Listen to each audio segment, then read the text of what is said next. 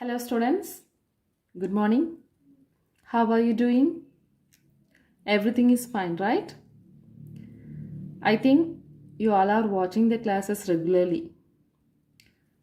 Keep watching the classes regularly and increase your learning process. Physics class. The previous class we have discussed about the friction. Isn't it? It's a type of loss of motion. What is meant by friction? It's another type of force. That is frictional force which always opposes the relative motion between an object and the surface where it is placed. There we have discussed two main types, static friction and kinetic friction. So then what is meant by static friction? Static friction is the force which opposes the initiation of motion of an object on the surface. We have denoted the static friction as Fs. The range of Fs lies between 0 to mu s n, where mu s is the coefficient of static friction, n is the normal force. Then kinetic friction. Kinetic friction otherwise called as sliding friction or dynamic friction. That is, when an object slides, the surface exerts a frictional force called kinetic friction. It is denoted by Fk. Fk is equal to mu k into n, where mu k is the coefficient of kinetic friction. N is the normal force. Also, we have learnt mu k is less than mu s. I told you to study the salient features of static and kinetic friction. 5 or 6 points are there, isn't it? I think you have learnt. It's an important question. Then I have discussed about to move an object, push or pull, which is easier. Obviously, it is easier to pull an object than to push. Okay? Let's move on to the today's topic. Today, we are going to understand the topic angle of friction and the angle of repose. Angle of friction. The angle of friction is defined as the angle between the normal force and the resultant force of normal force and maximum friction force. Define angle of friction. The angle of friction is defined as the angle between the normal force. Angle between the normal force N and the resultant force R. The resultant force of normal force and maximum friction force. That is, this is the surface. Here an object is placed.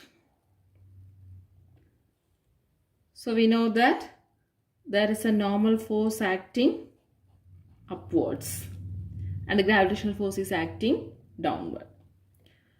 The external force is applying this direction. Okay.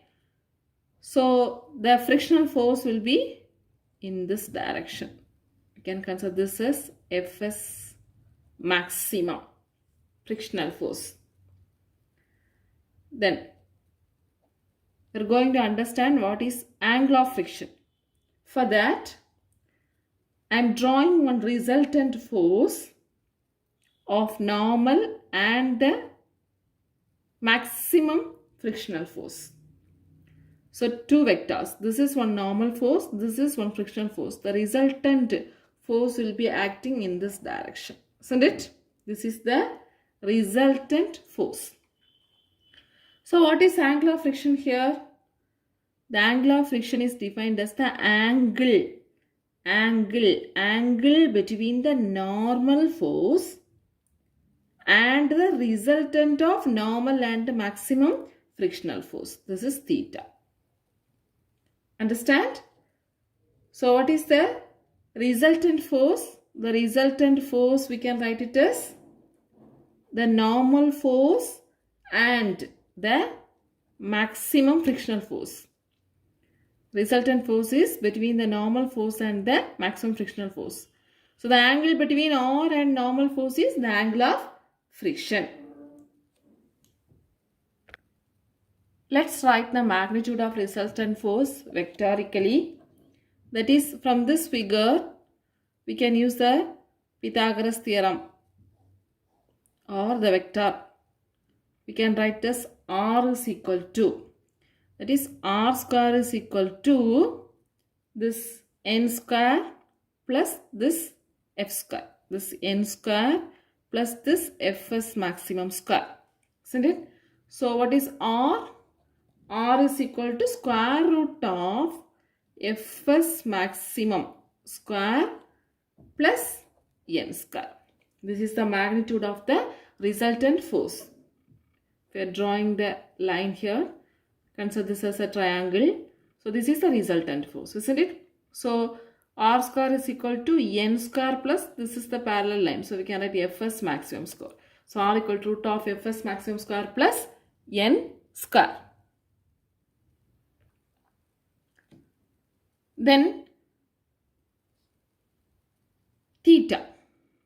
The angle of friction only we are going to find out, isn't it? So from this figure, what is tan theta? Tan theta is equal to,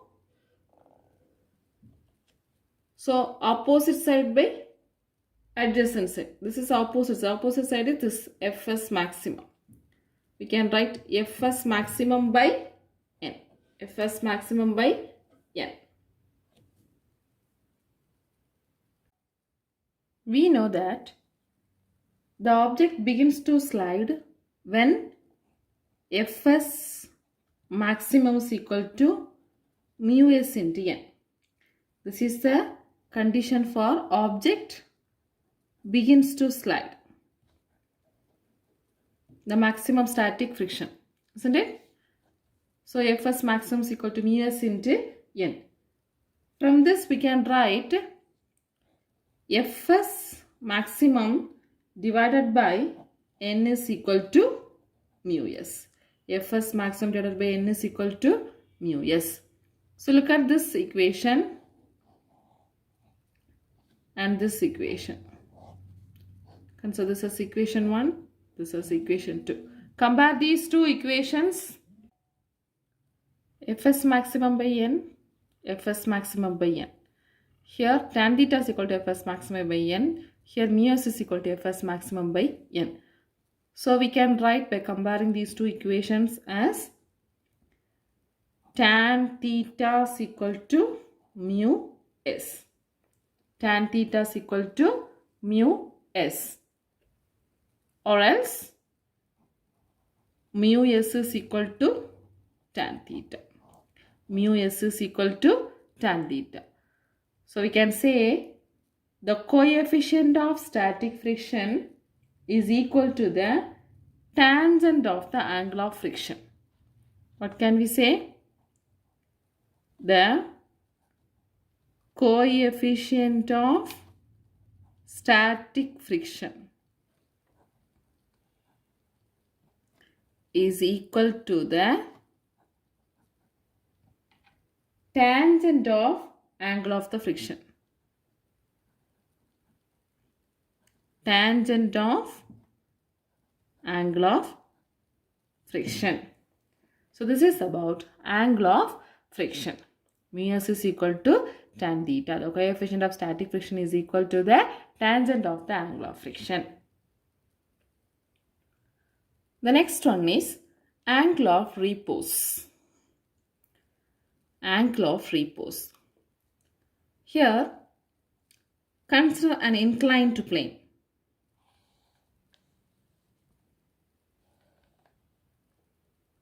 So this is an inclined plane. An object is placed here. This is an angle theta.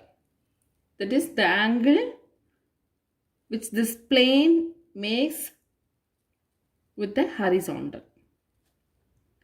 The plane makes an angle with this horizontal, that is theta. Here, for the small angle of theta, let us consider this much. Whether this object will slide? No. Isn't it? For smaller angle.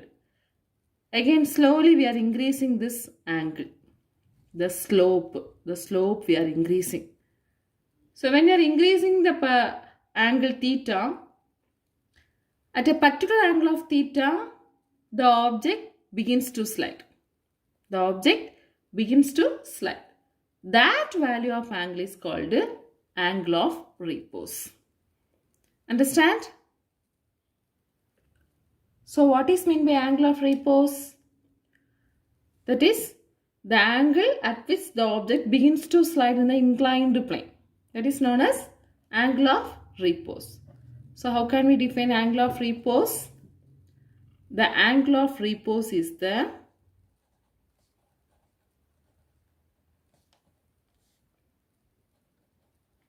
angle of inclined plane. Angle of inclined plane with the horizontal.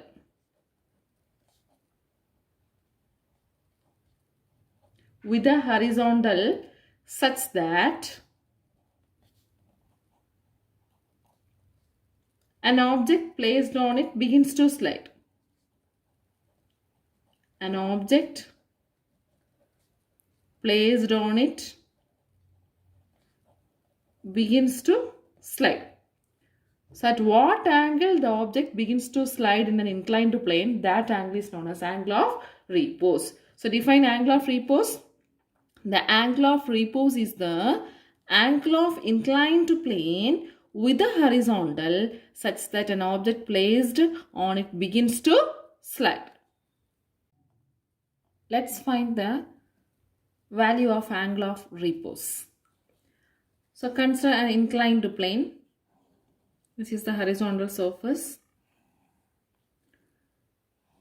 This is the inclined surface. This is theta. Okay. Here an object is placed on the inclined surface. Obviously here two forces are acting, isn't it? What are they? Gravitational force is acting downward and the normal force perpendicular to the surface which is acting upward. Here this gravitational force mg can be resolved into two components, mg sin theta and mg cos theta. Also the frictional force is acting in this direction, fx, fs maximum. Okay, so the object is moving this direction means we can have the friction in this direction. This mg can be classified into two. What are they? mg sin theta. This is mg sin theta, parallel common. This is mg cos theta. mg cos theta. Actually, this is an angle theta. How this is theta? This is the inclined surface parallel. So we can have the angle theta here. This is 90 and this is 90 minus theta. And here this is 90. So this angle can be written as theta. Understand? This is 90. Here already it is 90 minus theta. So this angle is theta. Here mg sin theta. mg sin theta is trying to move the object down. And mg cos theta of the inclined plane is balanced by the normal force. mg cos theta is balanced by the normal force. mg sin theta tries to move the objects down. Understand? Here we can write the equation such as n equal to mg cos theta as well as fs maximum is equal to mg sin theta. n equal to mg cos theta, fs maximum is equal to mg sin theta. So n equal to mg cos theta. Here when the object begins to move, the static friction attains its maximum value. when the object begins to move, the static friction attains its maximum value. So we can write Fs is equal to Fs maximum. What is the formula for Fs maximum? That is mu s into n. Mu s into n. So substitute this value here. We can get Fs maximum is equal to mu s into mg cos theta. Mg cos theta. Consider this as equation 1. Also, from the figure we can write Fs maximum is equal to mg sin theta. Isn't it? Fs maximum. The friction satisfies this relation. Fs maximum is equal to mg sin theta. So this is equation number 2. Comparing these two equations, this is Fs maximum, this is also Fs maximum. So we can equate the right hand side. So mg sin theta is equal to mu s mg cos theta. Mg sin theta is equal to mu s mg cos theta.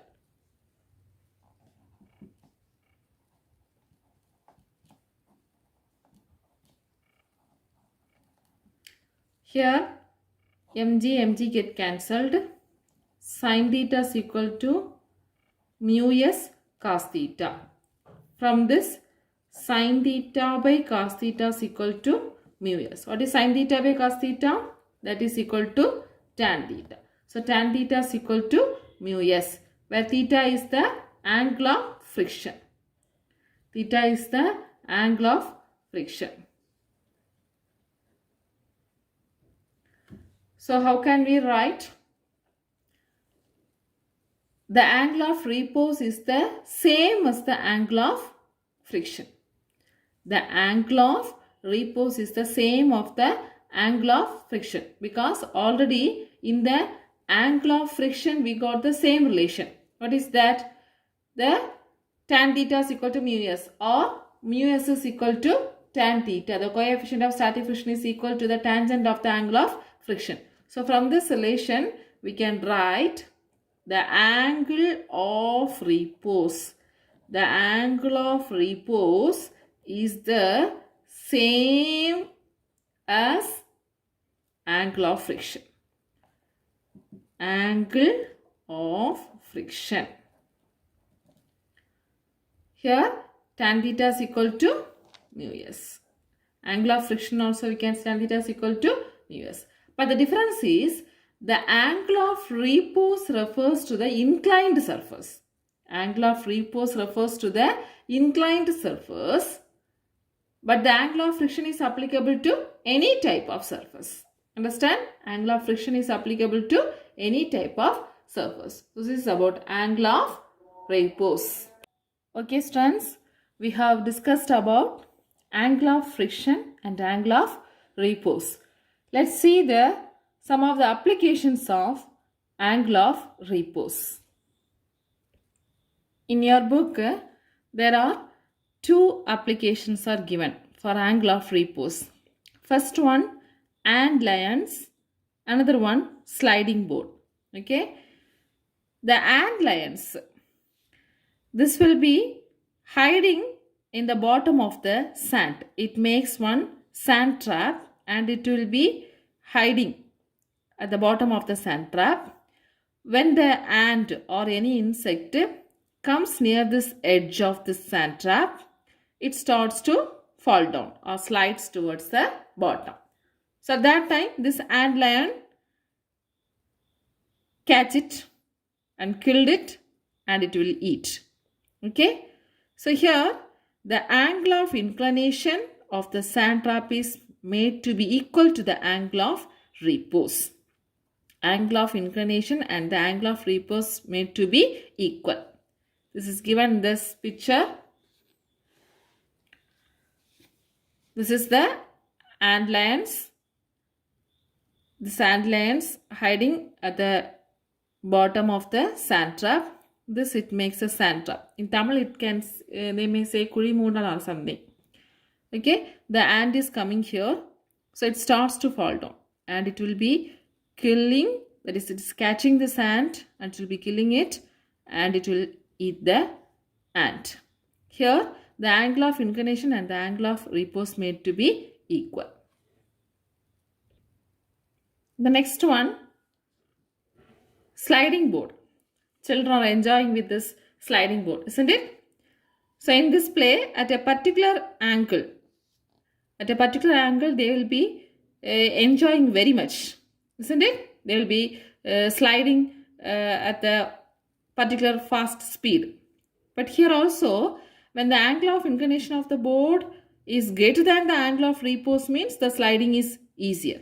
But at the same time, the inclined angle is greater than the angle of repose, means the slider will be very fast. That is, the slider will reach the bottom at greater speed and get hurt. Understand? So these are the applications of angle of repose. Some of the activities also given in your book. Go through it.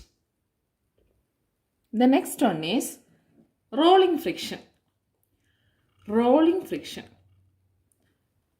So this rolling means the concept of wheel comes in our mind, isn't it? Wheels or wheel.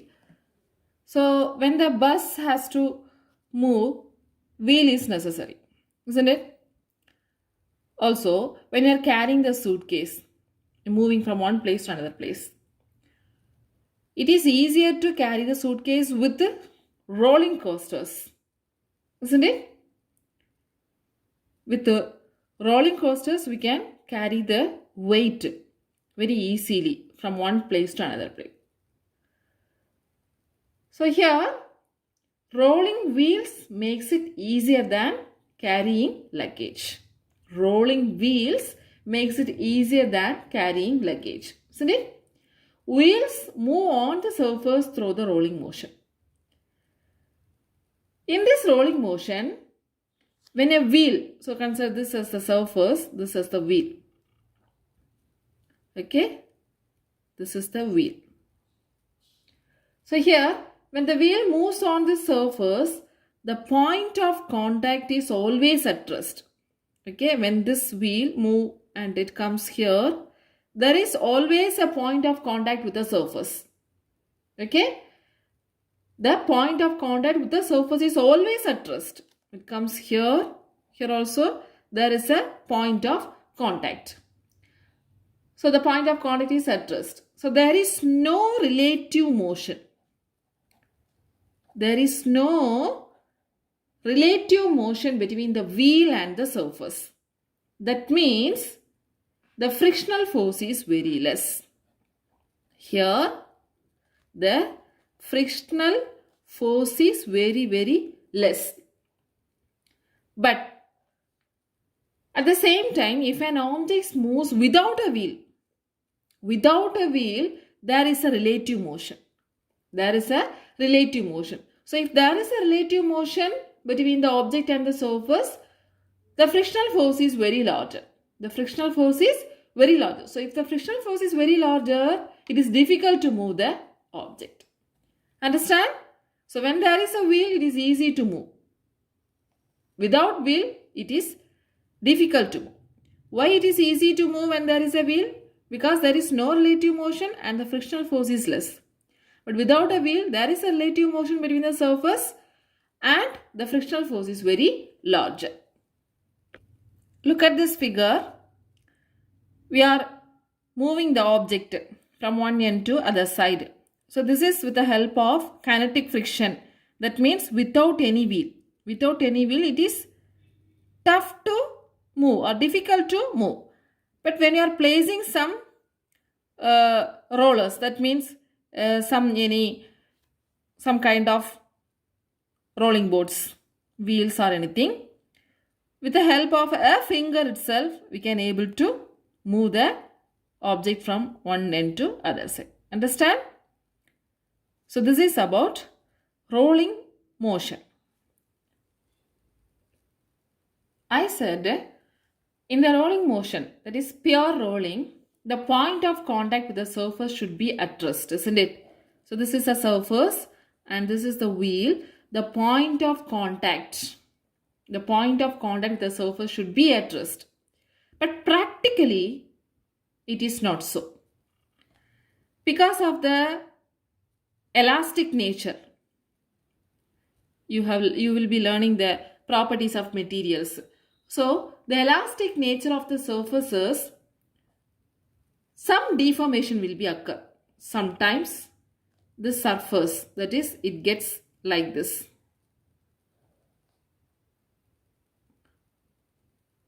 That is this some bending. Okay. First there is a point of contact here, and here because of the bending the point of contact may occurs here like this. Understand? So there is a deformation on the object. Okay. Due to this deformation there will be minimum friction between the wheel and the surface. Because of the deformation there is a minimum friction between the wheel and the surface. This is called rolling friction. This is called rolling friction. So rolling friction is much smaller than kinetic friction. Rolling friction is much smaller than kinetic friction. Look at the picture from your book. This is the tire or wheel. So because of the elastic deformation, here this is the position. So what is rolling friction? Because of the deformation, there will be a minimum friction between the wheel and the surface. Always the point of contact is not at rest. That is the meaning. So this is called rolling friction. The minimum friction between the wheel and the surface when the deformation occurs is known as rolling friction. Understand? So we have learned the friction. Their static friction, kinetic friction and rolling friction we have discussed, isn't it? So the frictional force is actually the electromagnetic force between the atoms on the two surfaces. Okay? The frictional force is actually the electromagnetic force between the atoms on the two surfaces. First it was considered as one of the natural forces like gravitational forces. Okay? Then in the 20th century, it is not considered as a natural forces. Look at this picture. Actually, this is the polished surface. Even when the polished surface we are weaving the microscopically, it has some irregularities. When you are seeing the normal eye, it will be looking like polished. Okay, but when we are weaving with the microscopically when we are analyzing, there is some irregularities. Okay, so this is the irregularities on the surface at the microscopic level. So we can say the frictional force is actually the electromagnetic force between the atoms on the two surfaces. This friction has positive as well as negative effects. Okay, when we are walking, there is a frictional force. Okay, when the vehicles, that is car, bus, if it is moving because of the frictional force between the tire and the road. Understand? So it has some positive effects. Also it has some negative effects. So when there is negative effect, we have to reduce the friction. Methods to reduce the friction. First one, use of lubricants. Second one, use of ball bearings. Third one, smoothing the surface. This is the 2-mark question. Methods to reduce the friction. Use of lubricants, use of ball bearings, by smoothing the surface. I said, whenever there is a relative motion between the two surfaces, friction comes into effect. Isn't it? So in big machines and industries, the relative motions between the different parts of the machines produce unwanted heat. So when continuously the machine works, it produces the unwanted heat. So we have to reduce. Otherwise, it reduces its efficiency, isn't it? The 100% output we will not be getting. So to reduce this kinetic friction, the lubricants are used. The machines, we should apply oil from time to time. Okay, from time to time we should apply the oil. That is, we have to use the lubricant oil. So we can control the wear and tear of the machinery. Another one, use of ball bearings, I said. That is, it is used to reduce the kinetic friction. If the small ball bearings are fixed between the two surfaces, it reduces the kinetic friction. There will be some rolling friction because of the relative motion. When we are rotating the metals, there will be some relative motion, so that there is rolling friction, but there is no kinetic friction because of the ball bearings. Okay, so already we have seen that the rolling friction is much smaller than the kinetic friction. Look at this picture. Here the forces from kinetic friction are relatively large. There is no ball bearings. Okay, so after using long time, it will be damaged. But when we are providing this ball bearings, the force between the rolling motion, the forces from rolling friction are much smaller. Okay, so this is used to reduce the kinetic friction. Then smoothing the surface, or by polishing the surface, also we can reduce the friction.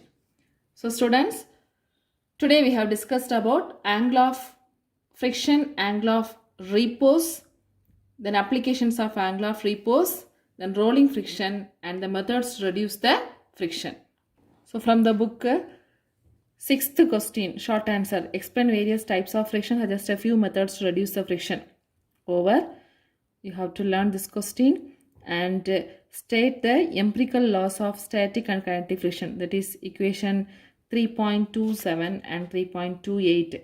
I think page number 137 it seems. Then the long answer, briefly explain the origin of friction. Show that in an inclined plane, angle of friction is equal to angle of repose. Okay. So learn these questions. Thank you, students.